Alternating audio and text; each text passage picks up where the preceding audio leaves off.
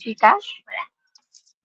So, nakalagay diyan yung mga discussion niya, kung ano yung kanyang, yung kanyang version, yung kanyang specification, and so on and so forth. So, that is the difference between show interfaces and show interface brief. Thank you, Ms. Amonte.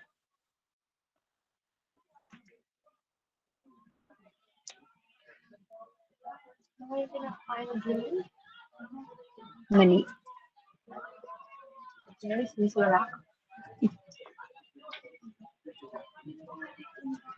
So the next thing is we also have show IT route. IT route. So show IP route. Show IP route command is used to view a routing table. So iba po yung addressing table and routing table. Si routing table, kung saan po papunta yung ating mga data. Si addressing table, list ng addresses of the interfaces. Yan. So, si show IP route,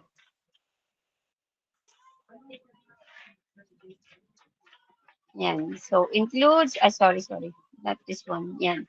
So, directly connected networks, remotely connected networks, and detailed information about the networks, including the subnet mask, network address, and next hop router.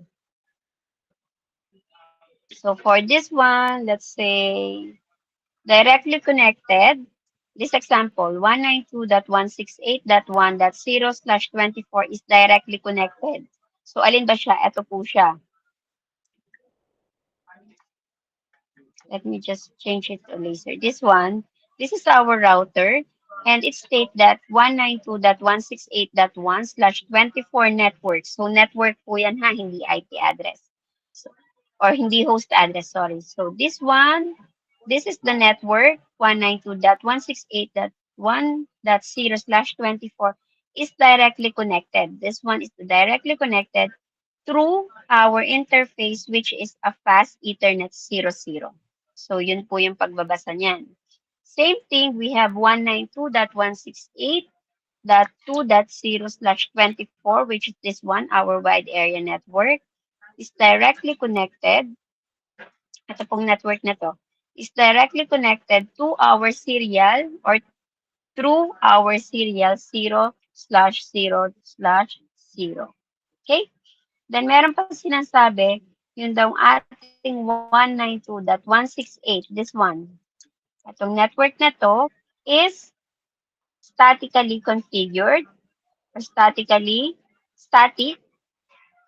connected via 192.168.2.2. Ito po siya. Dito siya sa interface na to. Ibig sabihin po, kung may iba pa siya nakakonect dito, etong specific na point na to, itong .2.2, siya lang po ang gateway or siya yung, etong .2, siya yung dadaanan para makapunta sa 3.0/24.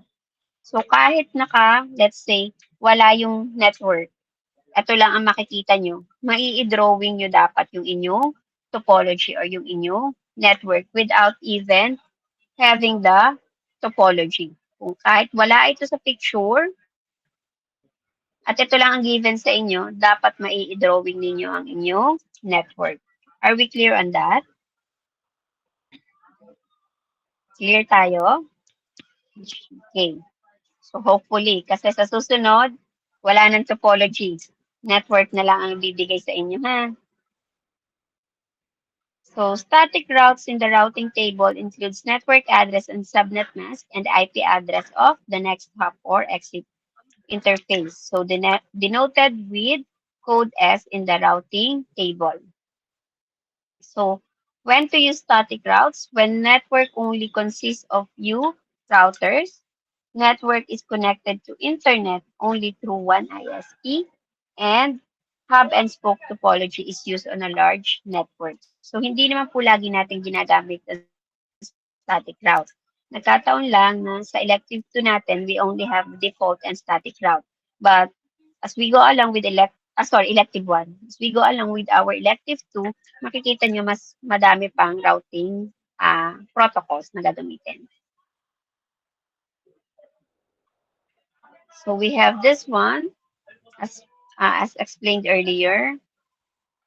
So dynamic routing, this one. So ito yung isa sa dynamic routing. Dynamic routing protocols used to add remote networks to a routing table. So it is used to discover networks and used to update and maintain a routing table. Siyempre, hindi naman maiiwasan na magkaroon tayo ng bagong network, mag-add, mag-alis ng bagong network. And from that, at dapat, bawat may additional network or meron tayong tatanggalin, it should be updated with the routing table. Otherwise, maliligaw po yung data na isasend natin. So we have the dynamic routing protocols and we also have the automatic network discovery, wherein routers are able to discover new networks by sharing routing table information. I am, for example, I am router 1, router 2 yung katabi ko. Let's say may kumabit na bagong router kay router 2. So, dapat update din ako ni router 2 na bago ng router na akong kakatabi. Yan po yung si automatic discovery. So, maintaining routing tables, dynamic routing protocols are used to share routing information with other routers. Hanggang 5 p.m. tayo, tama ba? Tama? Hoy, class, tulog ba kayo? Yes po, ma'am. Sige, thank you, Miguel. So, we have the following, yan. We have the following IP routing protocols. We have the RIP, IGRP, EIGRP, and OSPF.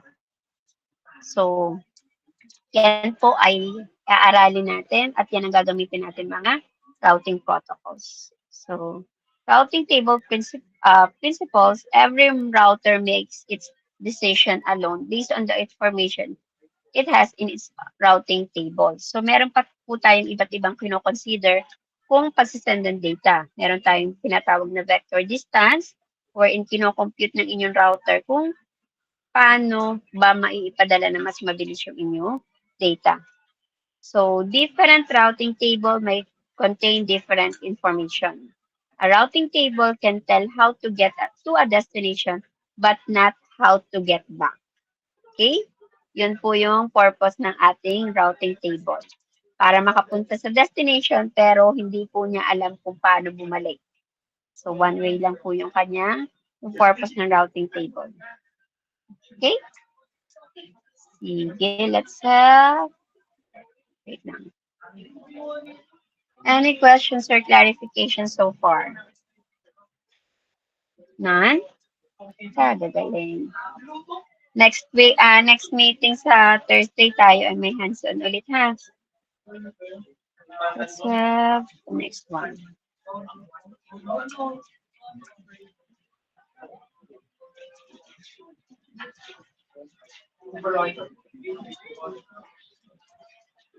Wait lang ha. 3, 2, 4.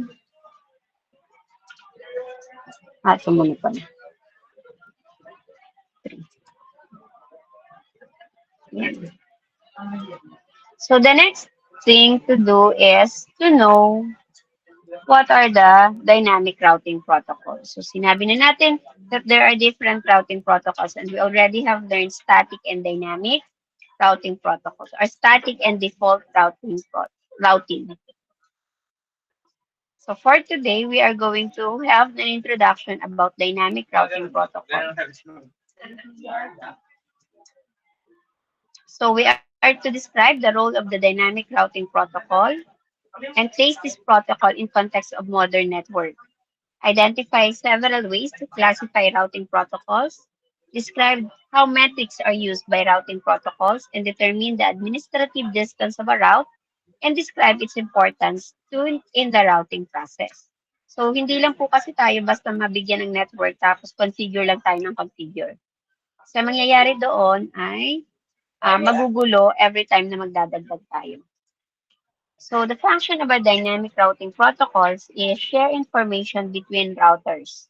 automatically update the routing table when topology changes, and determine the best path to a destination. So any protocols naman, yun yung kanyang purpose. You have to determine the best path to a destination. So these are the purpose: discover remote networks, maintaining up-to-date routing information, choosing the best path to destination, and ability to find a new best path if the current path is no longer available. So for example, ang before, ang iyong router, ang alam niya is dadaan mo na siya dapat sa router 1, router 2, router 3 para makapunta sa local area network na yon. And natanggal si router 2. So, hahanap dapat ma-identify niya saan ulit siya dadaan. Otherwise, mabla-block po or hindi makakarating yung data natin.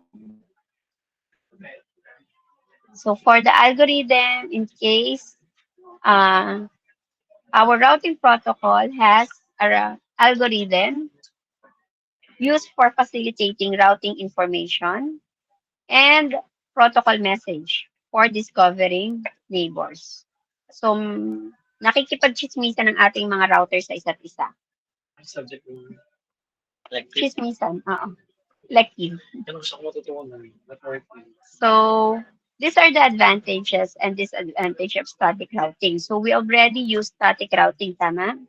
So, it can back up multiple interfaces on a router and easy to configure. No extra resources are needed and more secure. Kasi talagang pinipinpoint natin or kinoconfigure natin na etong router na to ang connected dito sa router na to. And so on and so forth. For example, we have this network. Kinoconfigure natin mismo na ito, dito ka dadaan. Okay? But the disadvantage of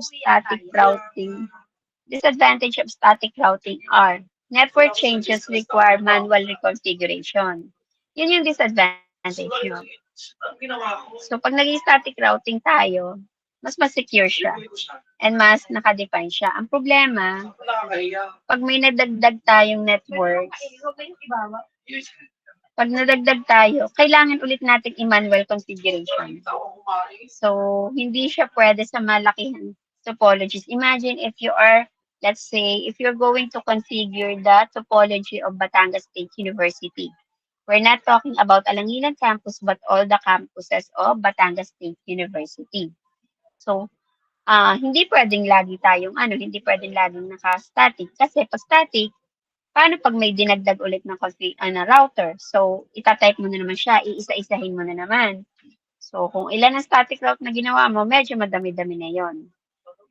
Okay? Next. So, these are the dynamic routing protocols grouped according to characteristics. So, we have the interior gateway protocols and the exterior gateway protocols. So, we have also, so under the, wait lang.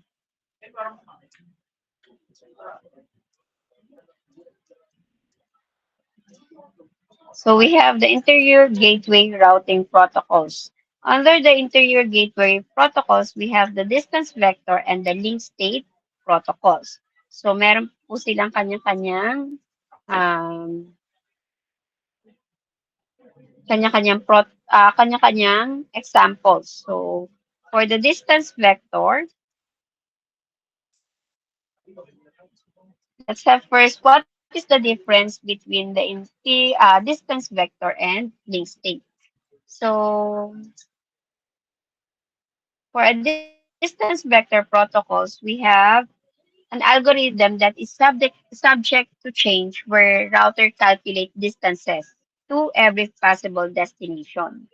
While the link state, this one, link state protocols naman, it is a dynamic routing such that each router maintains knowledge of the entire network and link yung mismong binibilang niya.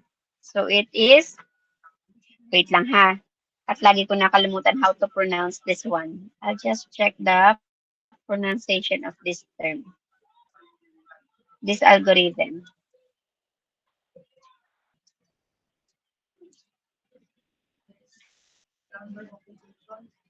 Mm-mm.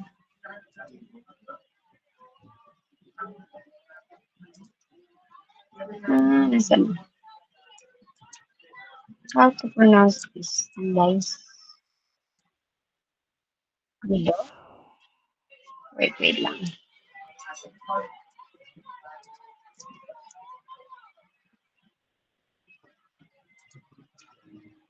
What I am. Just to be sure with the pronunciation.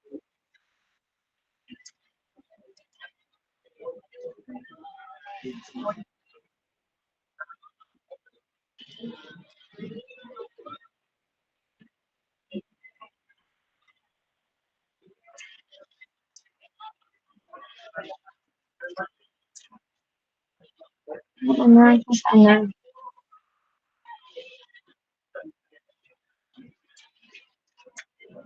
Dijkstra algorithm. So for the link state, Dijkstra algorithm. So Dijkstra is spelled as Dijkstra. So Dijkstra algorithm. Kaya I look for the pronunciation. Baka kasi magkamali ako. So yun po yung ginagawa sa link state. So link state algorithm compute for the shortest path to all destination. So, yun yung pinagkaiba sa distance vector and sa ating link state routing. Okay? So,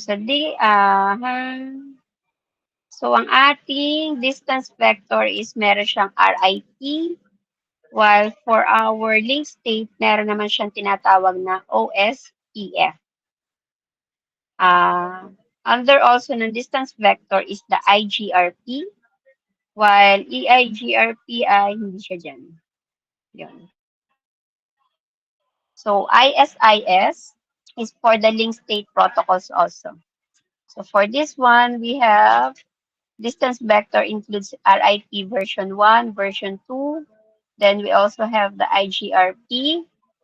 Then for link state protocols, we have the OSPF and the ISIS. So the extra algorithm is a shorter algorithm that chooses the shortest path. So, hindi lang po siya sa network ina-apply. Kung halimbawa, let's say, as you are looking for a navigation algorithm, ma-encounter nyo rin yung si Dijkstra algorithm. Kasi ang purpose niya is to look for the shortest path. Okay. So we have the interior gateway protocols and we have the exterior gateway protocols. So these are the interior gateway protocols. We have the RIP, IGRP, EIGRP, OSPF, and ISIS. While for the exterior gateway protocol, we have the BGF.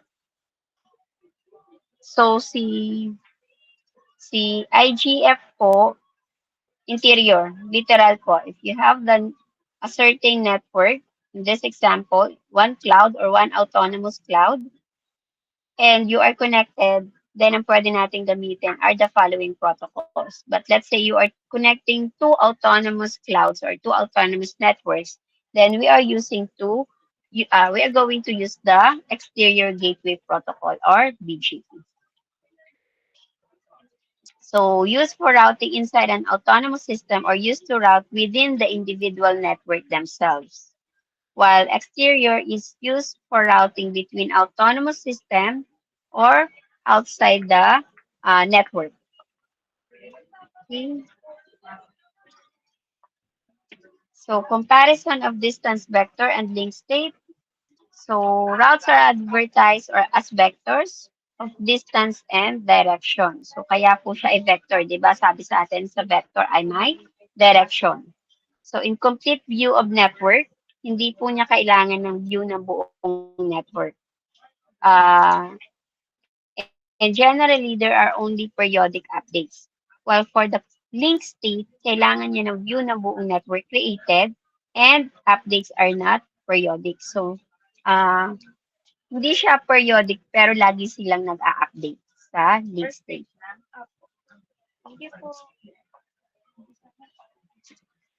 Yan. So, we also have the classful routing and classless routing. So pag sinabi naman natin classful routing, do not send subnet mask in routing updates, while for classless, they do send the subnet mask in routing updates.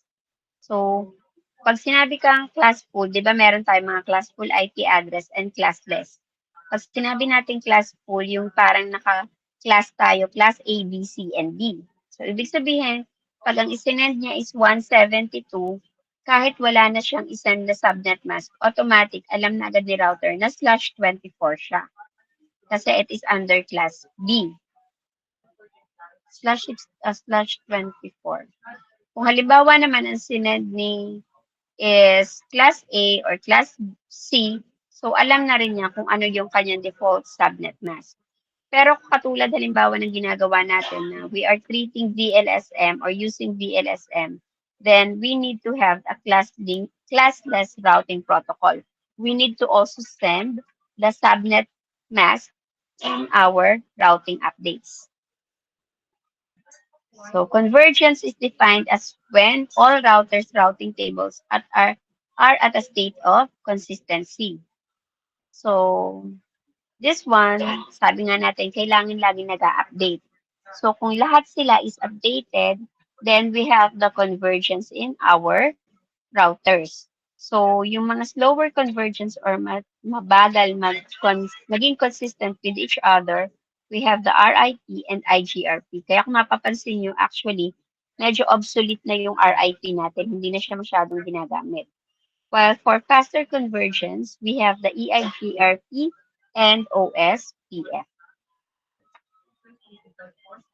So, ito naman yung tinatawag nating metric. Ma'am, paano po ba natin nasusukat at paano naman nila nalalaman na yun yung shortest path? So, you might wonder, ma'am, paano malalaman ni router yun ang shortest path? Paano niya malalaman na yun ang kanyang distance na kailangan mo? So, meron tayong tinatawag na metric, a value used by a routing protocol to determine which routes are better than others. Okay? So, dito, meron tayong tinatawag na bandwidth, cost, delay, hop count, load, and reliability. These are important metrics since pag po kayo ay nag-elective 3 at pinag-design kayo, dapat alam nyo yung inyong bandwidth, cost, delay, hop count, load, and reliability. Okay? So, example, RIP choose the shortest path based on the hop count. Ang hop count po parang ganito. From this router, papunta siya sa router 2, that is 1 hop. Pumunta siya sa router 3, that is 2 hops na. So, papunta siya R1 to R3 are 2 hops. So, kung halimbawa may iba pang routers na nakakonect dito, bibilangin niya din kung ilang hops bago siya makapunta kay router 2. So, yun po yung ginagamit ni RIP. Si OSPF naman, iba. Ang shortest band based on bandwidth. So, kung medyo malaki yung bandwidth dito and maliit yung band, for example, this is 56 kbps and this is T1. So, yung T1 po, pag T1 bandwidth is during your communication, I think this was already discussed, kung ano yung kung ano yung speed niya. So, for T1 bandwidth, that is 1.544 or 1.54 Mbps. So, ito naka T1, ito naka 56 kbps. Siyempre, kung magsasend si R1, let's say magsasend si R1 ng data papunta kay R2. Kung RIP, based on hop count, diretso siya R1 to R2. Etong, I don't know, wait lang, palitan ko ulit ng laser para kita. Yan.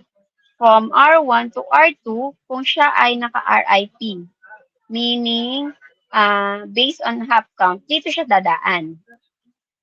56, hindi niya pakikialaman kung 56 kbps siya, dito siya dadaan. Pero kung halimbawa, shortest path, etong T1 ang dadaanan niya. R1, R3 to R2. Kasi, mas malaki po yung bandwidth ng ating T1 compared to the link between R1 and R2. Clear on that one? Clear?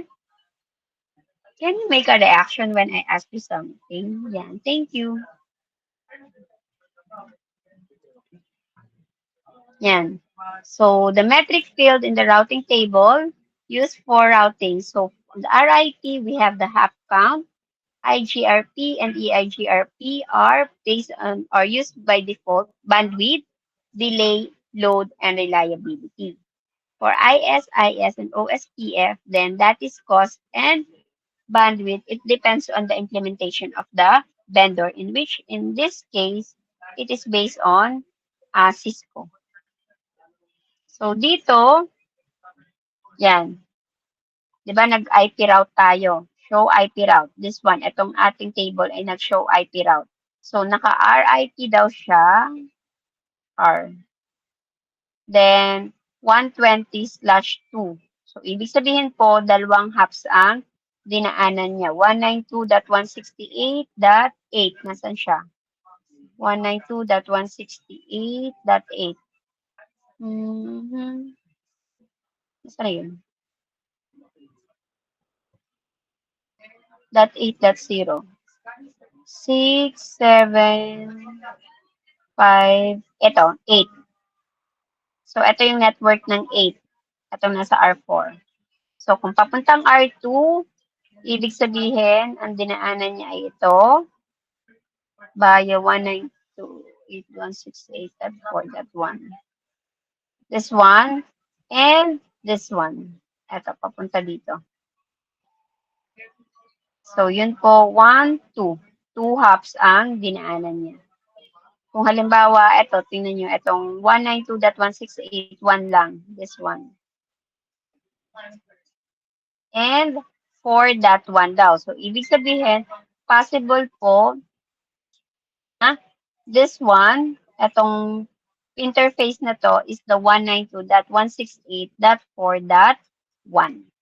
Okay? Yun yung ating uh, metrics or routing metrics.